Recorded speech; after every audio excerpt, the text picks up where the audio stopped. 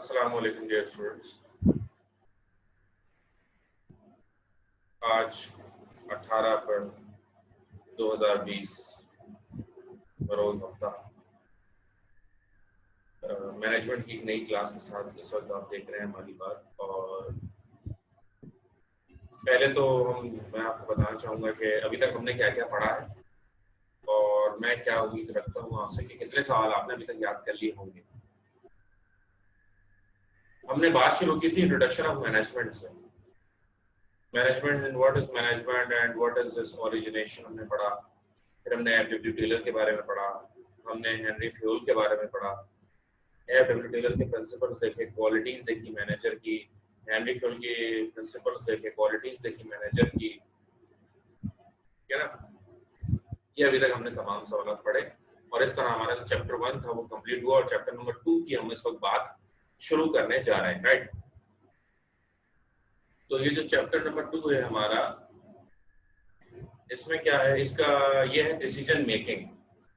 Decision making मतलब फैसला साजी, कोई भी डिसीजन लेना, बिजनेस के अंदर कोई भी फैसला करना, ये बहुत ही अहम जो है काम होता है। हर शख्स के बस का कोई भी फैसला लेना नहीं होता, ठीक है ना। और एक सही फैसला आपको अर्श फर्श से अर्श पर ले जाता है, तो गलत फैसला आपको अर्श से फर्श पर ले आता है वापस, ठीक है ना। यानी कि इंसान की जिंदगी के अंदर डिसीजंस की, फैसलों की बहुत ज्यादा अहमियत होती है, राइट। अब फैसला प्रोफेशनल लाइफ में क्या होता है, हमारे बहुत ही बड़े उस्ताद हैं, उन्होंने हमें सिखाया, जो मैं आज आपको बता रहा हूँ।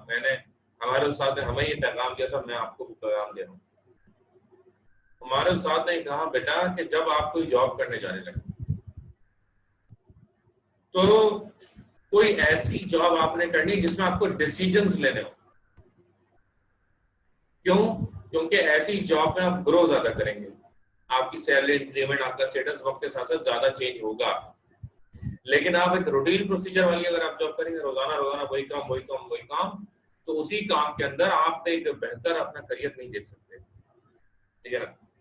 काफी हद तक उनकी बात पर मैंने अमल किया और मैंने ऐसी जॉब का सिलेक्शन किया जिससे मुझे डिसीजंस लेने हो। तो मेरी जो प्राइम एक मेरी स्किल और टीचिंग जो है, ये तो मेरा शौक भी है, आपको पता है। और बचपन से जो है मेरा ये शौक था कि मैं एक अच्छा टीचर बना। अल्लाह की तरफ से बहुत अपनी तरफ से भरपूर कोशिश करता हूँ और स्टूडेंट्स की मोहब्बत हमेशा मेरे साथ है। लेकिन इसके अलावा मेरा एक और जो काम है वो डिसीजन मेकिंग है। ये प्रपोजल्स आते हैं, मैंने फैसला करना होता है कि इनको कुछ देना या नहीं देना। मैं बड़ा इंजॉय भी करता हूँ और अल्हम्दुलिल्लाह उसके साथ साथ उसके अंदर इज्जत अफजाई में भी इजाफा हो रहा है। तो मुझे लगता है कि मेरे उस्तादों का जो है वो मेरे ऊपर वो था शफकत का हाथ, जिनकी वजह से मैं ऐसा कर सका।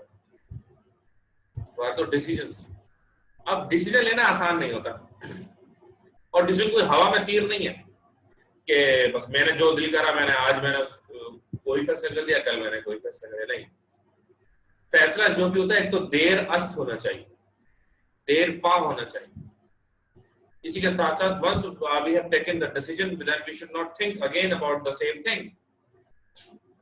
फैसला करने से पहले 10,000 बार सोचो, लेकिन जब कोई फैसला कर लिया अब सोचना नहीं। ये भी हमारे उस्ताद ने कहा। ठीक, दोबारा अपनी बात को मजीद आगे बढ़ाते हैं। The question of the day is, what are the guidelines for making decisions effective? Discuss the guidelines to decision making. Right? यानी गाइडलाइंस क्या है एक अच्छा डिसीजन लेने के लिए। भाई कुछ गाइडलाइंस आज मैं आपको बता रहा हूं, जो मैं आपको गाइडलाइंस आज फैसला लेने के लिए बता रहा हूं, ये गाइडलाइंस आपकी जाती जिंदगी में भी बहुत ज्यादा किरदार अदा करेंगी, ठीक है ना। On behalf of this guidelines you can take better decision. आपको इंशाल्लाह फील होगा कि जब आप ये पढ़ लेंगे और इनको आप अपनी जाती जिंदगी में भी अगर आप कोई फैसला ले रहे होंगे और इन गाइडलाइंस का अगर आप इस्तेमाल करेंगे, मैं आपको गारंटी देता हूं कि आप एक बेहतर फैसला कर पाएंगे। ठीक, following guidelines make the decision process easy and sound decision become possible. यानी कि इस वक्त जो मैं आपको गाइडलाइंस पढ़ाने जा रहा हूं, अगर आप ये फॉलो करते हैं, न सिर्फ आपके लिए फैसला लेना आसान हो जाएगा, बल्कि एक बेहतर फैसला आप कर पाएंगे। The first heading is, the first guideline is marshal the facts. Marshal the facts को अगर आप एक ही लाइन में समझना चाहें तो ये है बेटा, collection of data. This is the first thing, that is collection of data. सबसे पहले आपको डेटा को कलेक्ट करने की जरूरत है। मतलब कोई भी आप फैसला करने जा रहे हैं, ठीक है ना, तो ऐसा तो नहीं है ना बस बगैर किसी चीज को सोचे समझे, बगैर किसी चीज को जाने आप कोई फैसला कर लेंगे, नहीं, ऐसा नहीं होगा। बल्कि होता क्या है, before you are going to take a decision, आप पहले बहुत सारी चीजें सोचते हैं, बहुत सारी चीजें आप समझते हैं, उसके बाद जाकर आप कोई फैसला करते हैं, राइट। तो मिसाल के तौर पर एक जंग हो जाती है जी, मैदान जंग है, and you are a captain. अब अंधाधुंध फायरिंग करेंगे या कोई सामने दुश्मन होगा तो फायरिंग करेंगे? क्या ख्याल है, अंधाधुंध बम फेंकेंगे या कोई सामने दुश्मन होगा तो बम फेंकेंगे, कोई चौकी होगी तो बम फेंकेंगे, कुछ तो नजर आएगा जब तो हम हमला करेंगे। ऐसा तो नहीं बेअवान में खाली मैदान में तो हम तो फायरिंग नहीं करेंगे, जाहिर है कोई नजर आएगा तभी तो हम करेंगे ना फायरिंग, ठीक है ना भाई। अगर मैं पढ़ा रहा हूँ, मुझे पता है कोई है सुनने वाला, जब तो मैं पढ़ा रहा हूँ।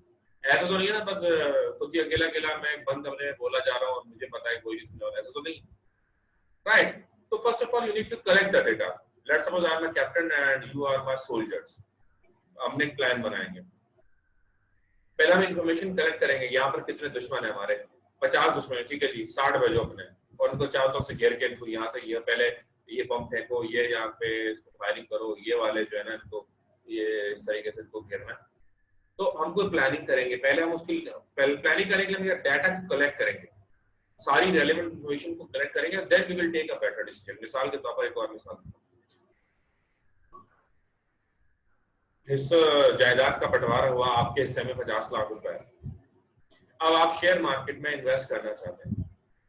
ऐसा नहीं होगा कि आप तमाम शेयर्स की पर्ची डालें, उसमें से एक आप शेयर उठा लें कि भाई मैं ये वाले शेयर जो है वो खरीद लेता हूं, ऐसा नहीं होगा। बल्कि क्या होगा कि एक पूरा सिस्टम होगा, आप डाटा को कलेक्ट करेंगे, पहले आप चीजों को समझने की कोशिश करेंगे कि वेयर टू इन्वेस्ट, ठीक है ना, ये बहुत सारी बातें आप सोचेंगे, उसके बाद then you are going to do something, फिर आप कोई काम करने का बाकायदा फैसला करेंगे, ठीक है। तो इसमें क्या है, decision can not be sound if they are made without necessary information. बहुत ही अहम जुमला ये है कि अगर आप बगैर जो है अहम मालूमात के बगैर अगर आप कोई फैसला करते हैं तो आप कोई अच्छा फैसला करने वाले नहीं। एक अच्छा और बेहतर फैसला करने के लिए आपको क्या करना होगा, एक अच्छा और बेहतर फैसला करने के सबसे पहले आपको नेसेसरी इंफॉर्मेशन को कलेक्ट करना होगा, and not only just collection of information but the analysis of information. आपको उस इंफॉर्मेशन को एनालाइज करना होगा कि ये जो इंफॉर्मेशन आई है ये सही है या नहीं, ठीक है ना। Non availability of facts and data provides a good excuse for a manager who just don't want to make a decision। और ये एक बेहतरीन एक्सक्यूज है उन लोगों के लिए, उन मैनेजर्स के लिए जो कोई फैसला नहीं करना चाहते। अगर आप कोई फैसला नहीं करना चाहते तो आपके पास सबसे बेहतर क्या, मेरे पास मालूमात ही नहीं, मैं जब मेरे पास मालूमात नहीं है तो मैं कोई भी बेहतर फैसला नहीं कर सकता। जब तक मालूमात नहीं होगी तब तक कोई भी बेहतर फैसला आप नहीं कर सकते। ठीक है जी। तो ये बात यहाँ पर खत्म हो गई कि सबसे पहले आपने मार्क्स ऑफ द फैक्ट्स यानी collection of facts and figures, collection of data करेंगे।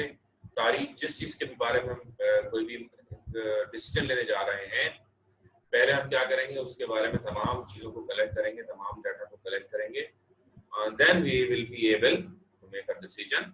फिर हम इस काबिल हो जाएंगे कि कोई बेहतर फैसला कर सकें। ठीक है। अच्छा, तो यहाँ पर एक काबिल जिक्र एक एग्जांपल मैं मजीद देना चाहूंगा, specially for all of you, क्योंकि आप बीकॉम पार्ट 2 में हैं और बीकॉम पार्ट 2 के बाद एक नए एवेन्यूज आपके लिए खुल जाएंगे, स्पेशली इन बच्चों के लिए जो कि मजीद तालीम हासिल करना चाहते हैं। बहुत सारे प्रोफेशंस हैं, बहुत सारे सर्टिफिकेट्स हैं, बहुत सारी डिग्रीज हैं जो आप बीकॉम के बाद हासिल कर सकते हैं। उसके लिए आपको क्या करना होगा, उसके लिए आपको सिस्टम बनाना होगा, सिस्टम को डेवलप करना होगा वन बाय वन और फिर then you are going to take decision. आपने क्या करना होगा, सबसे पहले अगेन कलेक्ट करना होगा इन्फॉर्मेशन, वही मार्क्स ऑफ द फैक्ट्स, कौन कौन सी मास्टर्स की डिग्रीज आपके लिए ऑप्शन है, कौन कौन से सर्टिफिकेट्स ऑप्शन है, कौन कौन से डिप्लोमा ऑप्शन है, कौन कौन सी फॉरेन यूनिवर्सिटीज आपको जो है वो एलिजिबल समझती हैं। तो ये तमाम डाटा को आपको कलेक्ट करना होगा, देन आप फैसला करेंगे, वही बेहतर फैसला होगा। दूसरा देखो होता है भेड़ चाल, यानी कि सामने एक अंधा जा रहा है, कंधे पे आपने हाथ रखा, जहां वो जाता रहेगा आप भी वहीं जाते रहेंगे। This is the second option के बहुत सारे बच्चे भी इस तरीके से भी फैसले करते हैं। बहरहाल ये हकीकत है, कल हकीकत है। अब हम बात करेंगे heading number 2, consult your feeling. ठीक है, this what communication with yourself, अपने आप से बात करना। पागल नहीं है अगर आप अपने आप से बात करें। कम्युनिकेशन विद सेल्फ का सेंट्रल आइडिया मैं आपको लिख के दे रहा हूँ,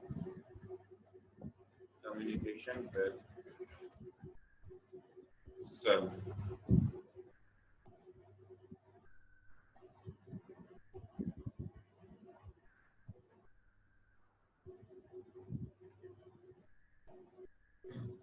अपने आप से बात करना, शीशे के सामने बैठ जाए और अपने आप से बात करें। Freud once said that in making important decisions we should not only consider the pros and cons but also deep inner needs of our nature। देखिए, इंसान कोई भी फैसला करने से पहले ये जरूर देखें कि वो चाहता क्या है। ये बहुत ही अहम चीज होती है कि व्हाट यू वांट एक्चुअली। दिमाग के साथ साथ थोड़ी थोड़ी दिल की भी सुननी चाहिए। हमेशा दिमाग सही फैसला कर रहा हो जरूरी नहीं। इसका हरगिज मेरा ये मतलब नहीं है कि बस दिमाग की सुननी नहीं है, दिल की सुननी है। दिल तो पागल है और दिल तो बच्चा भी है, जैसा कि आप जानते हैं। Dude once said that in making important decisions, we should not only consider the pros and cons, but the deep inner needs of our nature। यानी कि हम deep inner need, हमारा नेचर क्या कह रहा है, हमारा दिल क्या कह रहा है, हमारी जरूरत क्या है, हमारा क्या, हमें वो फैसला करके मजा आएगा, क्या हमारे ज़मीर को तसल्ली होगी, ये चीज भी बड़ी इंपॉर्टेंट है। सिर्फ आपने फैसला इस बात पर नहीं करना है कि आपको फायदा होगा, ठीक है ना। मिसाल के तौर पर एक शख्स मेरे पास लोन लेने के लिए आता है, लेकिन जब वो मेरे पास लोन लेने के लिए आता है तो मुझे ऐसा फील होता है कि नहीं यार, इस बंदे को मुझे लोन नहीं देना, he is not a good person to provide loan. मुझे ऐसा फील होता है कि नहीं यार, ये बंदा सही नहीं है, ये बंदा ऐसा नहीं है जिसे लोन दिया जाए। ठीक है, उसकी जो बुक्स होती हैं वो तमाम चीजें ऐसी बातें कर रही होती हैं कि हर चीज ठीक है, लेकिन फिर भी दिल कहता नहीं यार, इसको लोन नहीं देना चाहिए। मेरे साथ ऐसा हो चुका है। एक बहुत ही बड़ी कंस्ट्रक्शन कंपनी है, उस कंस्ट्रक्शन कंपनी के बड़े होने का अंदाजा इस बात से लगा लें कि ये जो नाज़िमाबाद 7 नंबर पर अंडर बाईपास बना हुआ है फॉर्मन कॉलेज के पास, जो यहाँ नाज़िमाबाद से लालू गेट के बाद वो अंडर बाईपास होता है, वो हबीब बैंक जो है डीसी ऑफिस की तरफ जाता है, साइड एरिया की तरफ। जब अक्सर आप कहीं पिकनिक पर जा रहे हो तो उस अंडर पास से गुजरते हैं। अरब रुपए से ऊपर का प्रोजेक्ट है, कई करोड़ रुपए का प्रोजेक्ट, ठीक है ना। तो वो एक कंपनी ने बनाया, तो वो कंपनी लोन लेने के लिए आई 250 मिलियन। उसने एप्लीकेशन दी मुझे। अब जो उसके बैंक बैलेंस मैंने देखा तो बहुत पैसे की रेल पे आ रहा है, जा रहा है पैसा, ठीक है ना। अच्छा, और जो वो मांग रहे थे 250 मिलियन का उनका लोन की एप्लीकेशन, मैंने उनसे 15 दिन मांगे और उन्होंने इतनी मोटी मुझे कोई 1000 पेजेस की फाइल अपनी पकड़ा दी कि आप हमारे फाइल आप स्टडी करें। ऐसे ऐसे बड़े प्रोजेक्ट फेडरल गवर्नमेंट के साथ उन्होंने काम किया, असम गवर्नमेंट के साथ उन्होंने काम किया, पंजाब गवर्नमेंट के साथ उन्होंने काम किया, दुनिया जहाँ के लोकल गवर्नमेंट के साथ उन्होंने काम किया, दुनिया जहाँ के लोग उन्हें जानते हैं। अच्छा, इतना बड़ा प्रोजेक्ट था, मुझे डर भी लग रहा था यार 250 मिलियन कर दूंगा, इतना बड़ा प्रोजेक्ट कर दूँ, नहीं हुआ, रिकवरी भी आगे पीछे फंस गया। बहरहाल वो मैंने थोड़ा पेंडिंग में डाल दिया, मैंने उसके ऊपर कोई फैसला फौरन नहीं किया, क्योंकि जो मुझे अंदर से मुझे फील हो रहा था कि नहीं मुझे ये नहीं करना, जबकि हर चीज बिल्कुल ओके है। मुझे जो कलेक्शन ऑफ इन्फॉर्मेशन, जैसा कि मैंने आपको पॉइंट नंबर 1 में बताया, वो हर चीज ऐसी कह रही थी कि ठीक है, सब चीज okay fine, just go ahead, but I didn't take the decision, मैंने फिर फैसला नहीं किया।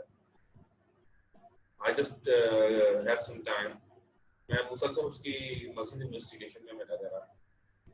महीना भर गुजरा तो मैंने सोचा कि दीगर बैंक से भी जो है इसका फीडबैक लूं।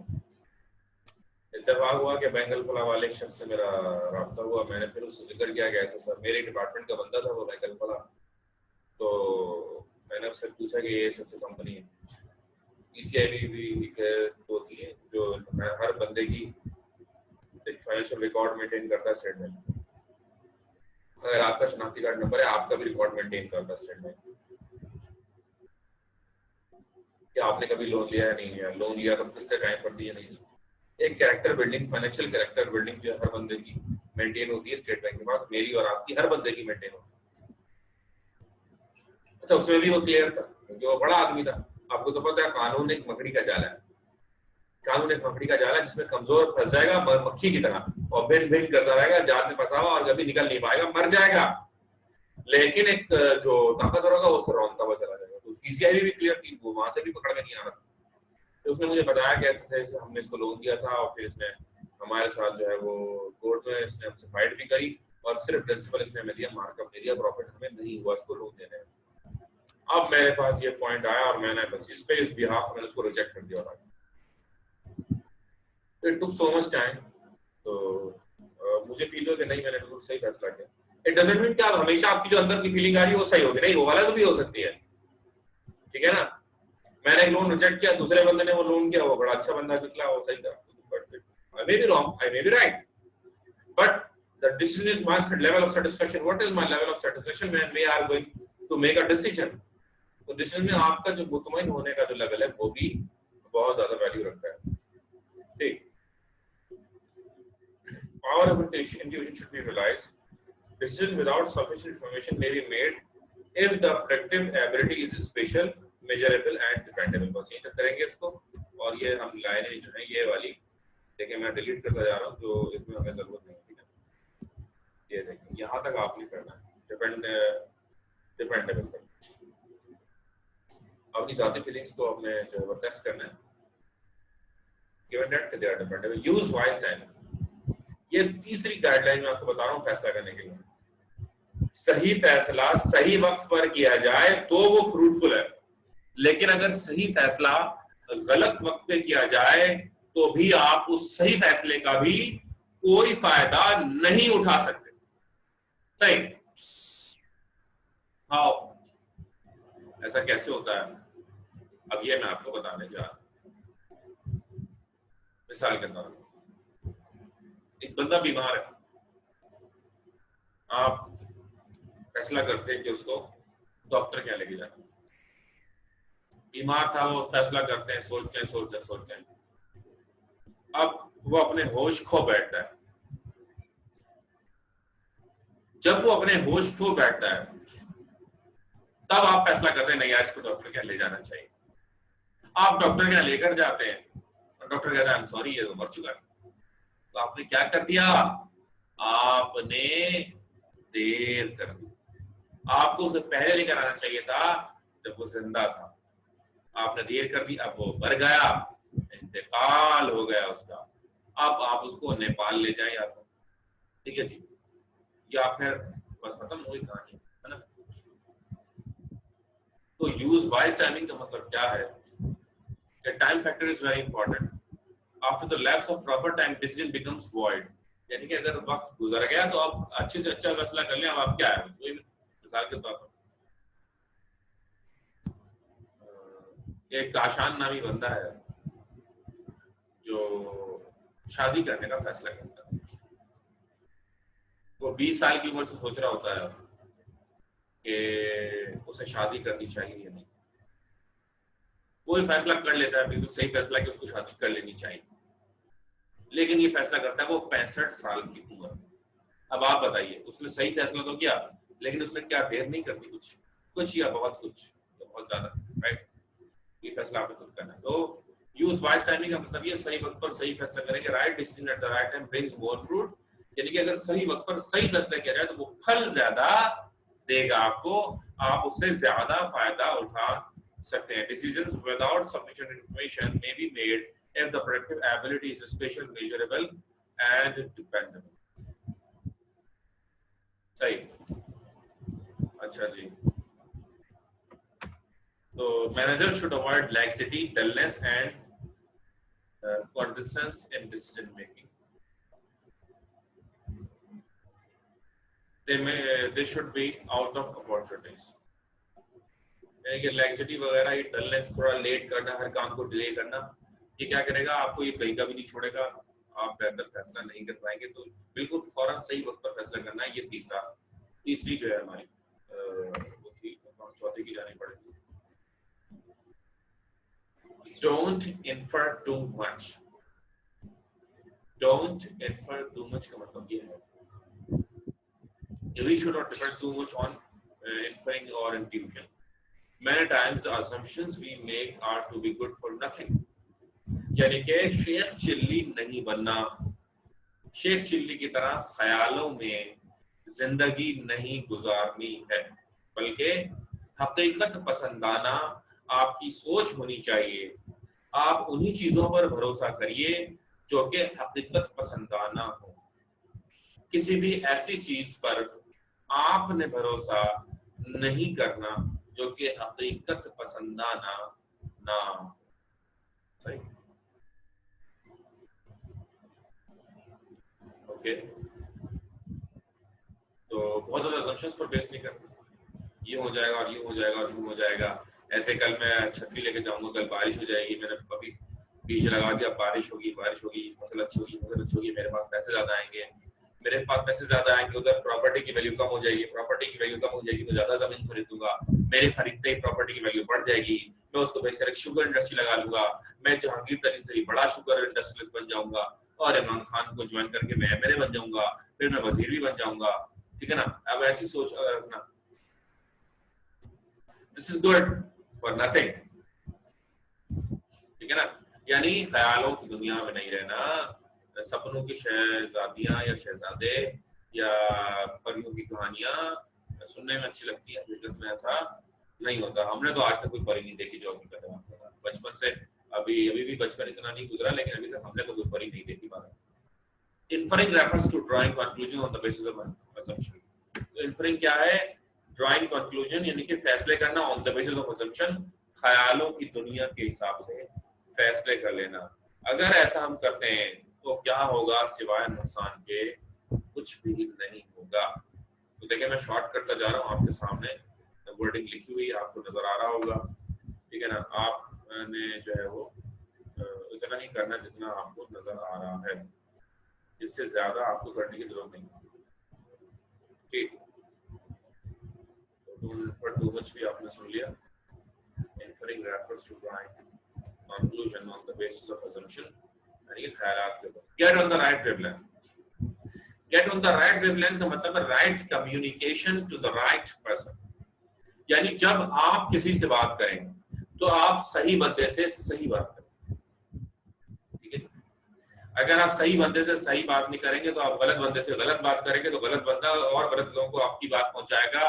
ऐसा होता क्या है कि जब कोई आपकी अहम इंफॉर्मेशन किसी ऐसे बंदे, गैर मुतल्लिका बंदे के पास पहुंच जाए, तो वो उस इंफॉर्मेशन का सिर्फ एक ही काम कर सकता है कि अब वो इंफॉर्मेशन वो मजीद दूसरे गैर मुतल्लिका लोगों तक पहुंचाएगा। और आपके बारे में बहुत सारी ऐसी मालूमात दूसरे लोगों तक पहुंचेगी, गैर जरूरी तौर पर पहुंचेगी, जो आप मालूमात दूसरे बंदों से शेयर नहीं करना चाहते हैं। लेकिन फिर भी आपने क्योंकि एक बंदे को बताया, आपको एक बंदा जैसे कोरोना वायरस का एक पेशेंट पाकिस्तान में आ गया और 1 से 2, 2 से 4, 4 से 16, 16 से 32, 32 से 64, 128, 556 और इस तरह से वो बढ़ते जा रहे हैं, ठीक है ना। इस तरह ये होता है, आप एक को बताएंगे, 200 को बताएंगे, 200 2000 को बताएंगे, 2000 20,000 को बताएंगे, वो लाखों को बताएंगे। चाइना में किसी एक बंदे ने कुछ अल्लम वल्लम खा लिया था, आज तक 25 लाख लोग लेटे हैं, ठीक है ना, और 4 अरब लोग जो है दुनिया में वो घरों में कैद हुए, ठीक है ना। तो get on the right lane मतलब क्या, कि right communication to the right person, ठीक है ना। Communication skills is vital in decision making. देखिए जी, कम्युनिकेशन का बहुत ज्यादा किरदार है हमारी जिंदगी में भी, कारोबार में भी, पढ़ाई में, ठीक है ना। तो इन चीजों का भी हमें बार बार ख्याल रखना चाहिए। Right wavelength means right communication to the right person. Communication skills are vital in decision making. There should be skillful communication among the problem perceiver, data collector, decision maker, and executor. The best decision will be useless if it is not properly communicated. Barriers in communication should be reduced to a minimum. अब इसमें से एक जुमला भी ऐसा नहीं है जो इसमें नहीं होना चाहिए। हर जुमला इसमें बड़ा इंपॉर्टेंट है, तो ये पूरा आपको लिखना होगा। इसका मतलब एक बार सही बंदे से सही बात करनी है, गलत बंदे से कोई बात नहीं करनी, और बहुत स्किलफुल कम्युनिकेशन करें, डेटा को कलेक्ट करने वाले से, फैसला करने वाले से, उसको इम्प्लीमेंट करने वाले से, यानी कि पूरे इदारे की जो टीम है वो एक साथ मिलकर बैठे, एक साथ मिलकर बहुत सारे फैसले करें, अमल दरामद कौन करेगा, कोई बैरियर नहीं होना चाहिए, कोई कम्युनिकेशन गैप नहीं होनी चाहिए, कोई मिसकॉन्सेप्शन नहीं होना चाहिए, किसी भी तरह की कोई भी इस तरह का जो है बैरियर नहीं होना चाहिए। Now the next is keep the decision flexible. Keep the decision flexible का मतलब ये है कि things may change, they may not happen as planned, barriers may come in the way. To meet such a situation, decisions may change, or their implementation should be delayed for some future date. Inflexible decision may cost high and result in irreparable loss. बड़ा ही अहम message पैगाम इस heading में आपको दिया है। वो पैगाम क्या है? नाजरीन, को पैगाम यह है कि एक प्लान आपने एक वक्त में नहीं बनाना, आपके पास कोई प्लान ऑल्टरनेट होना चाहिए, कोई ऑल्टरनेट होना चाहिए, कोई ऑल्टरनेट होना चाहिए। आप अपने लिए ज्यादा प्लान्स बनाइए, ठीक है जी। अगर आप अपने लिए प्लान्स ज्यादा बनाएंगे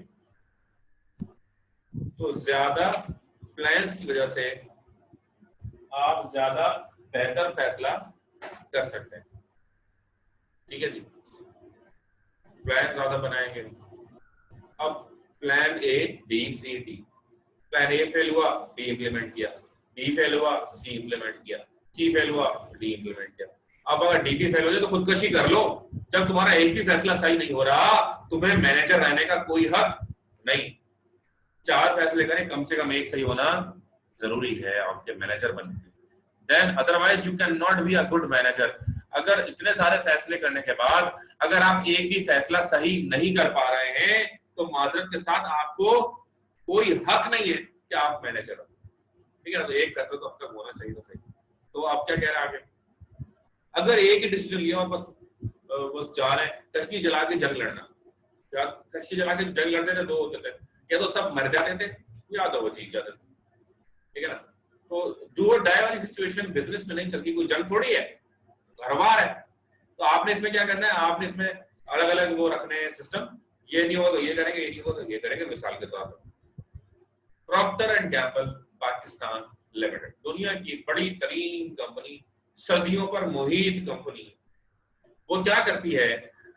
वो ये करती है कि 440 प्रोडक्ट्स, हर 2 महीने बाद नया प्रोडक्ट, ये फेल हुआ, ये लॉन्च किया, ये फेल हुआ, ये लॉन्च, अटैक पे अटैक, अटैक पे अटैक, अवाम पर अटैक पे अटैक, नए से नया प्रोडक्ट, नए से नया प्रोडक्ट, आपको बार बार नया प्रोडक्ट दिया जा रहा है। क्यों?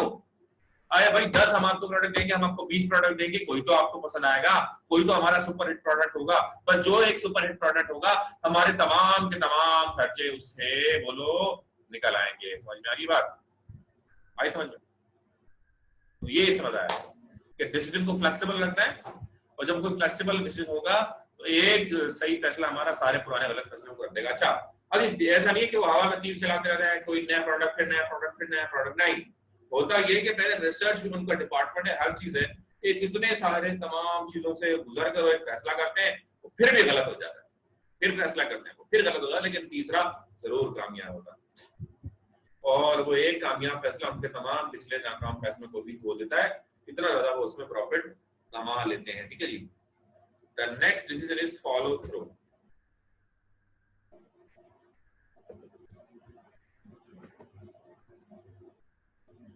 फॉलो थ्रू का मतलब क्या है? फॉलो थ्रू का मतलब यह है कि जब कोई फैसला किया जाए, अच्छे से अच्छा फैसला बेकार है, किसी मतलब का नहीं है, अगर उस पर अमल दरामद ना किया जाए। ठीक, अच्छे से अच्छा फैसला किसी काम का नहीं है अगर उस पर अमल दरामद ना किया जाए। तो फिर क्या है? फॉलो थ्रू क्या है कि जो फैसला किया गया उस पर क्या किया जाए? अमल किया जाए। ठीक है जी।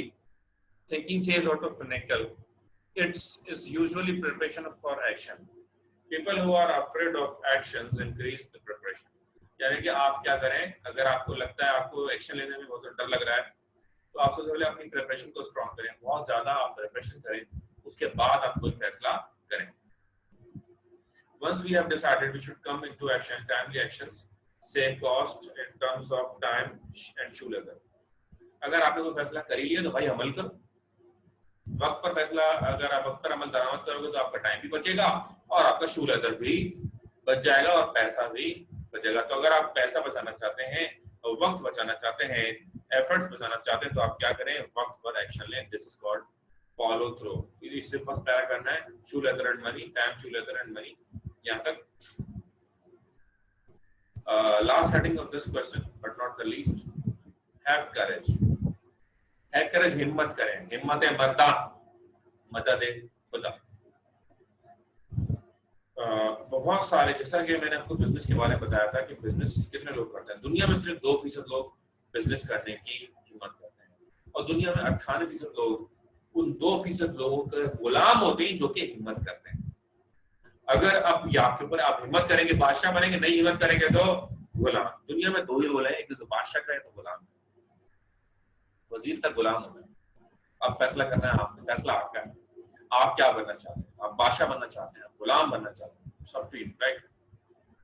सो have courage. One person with courage makes majority. अगर आप हिम्मत से काम, ठीक है, एक अच्छी तकरीर, ये हौसला दिखाती है आपका, जब स्पीच आप करते हैं। इमरान भाई को हमारे देखा ना, इमरान खान साहब कितनी बेहतरीन स्पीच देते हैं। अमल दरामद को छोड़े, लेकिन स्पीच दोबारा, स्पीच तो या तो भाई ने हमारे स्पीच दिए 1970s 80s में, या तो ये हमारे इमरान भाई स्पीच देते हैं। भुट्टो साहब ने बड़ी जबरदस्त अपने वक्तों में स्पीचेस दी हैं। ये एंड्रयू जैक्सन ने कहा था कि अगर आप में करेज, आप में हिम्मत और हौसला, तो 1% मेक्स मेजॉरिटी। एक ही बंदा क्या करेगा? मेजॉरिटी को कलेक्ट करेगा। Manager should have courage. Manager में क्या होना चाहिए? हिम्मत होनी चाहिए, हौसला होना चाहिए, करेज होना चाहिए। They should be enterprising and promising, और जो वो वादा कर ले वो वफा करना चाहिए उनको। एक बार जो मैंने कह दिया, अब मुझे वो लाजमी में करके दिखाऊंगा। They should have risk taking courage, और उनका हिम्मत होनी चाहिए कि वो कोई अगर जो है वो रिस्क लेना पड़े तो वो रिस्क लेने के काबिल भी होने चाहिए। When a decision has to be made, it is good to talk to others, और अगर कोई फैसला लेना ही है तो कम्युनिकेशन इज वेरी इंपॉर्टेंट। आप क्या करें? आप अपने लोअर स्टाफ से उसके बारे में बात करें। तो मैं ये फैसला करूंगा, मीटिंग करें, सबको बुलाएं, सबसे मीटिंग करें, सबको बताएं अपने फैसलों के बारे में। उससे क्या होगा? उससे होगा ये कि वो भी आपके फैसलों में शामिल भी हो जाएंगे और आप मिलकर एक बेहतर फैसला कर पाएंगे। ठीक, तो हैव करेज, करेज। मैनेजर बगैर करेज के बिल्कुल बेकार है, ठीक है ना? तो यहाँ पर बात इख्तिताम पसीर हुई।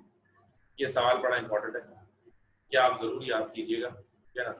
तो उम्मीद करता हूँ कि बहुत जल्दी आप मुझे याद करके टेस्ट करेंगे। मंडे को ये टेस्ट ये सवाल याद करके और मुझे आप मुझे व्हाट्सएप कीजिएगा अपने नाम के साथ। अपना बहुत ख्याल रखिएगा। अल्लाह।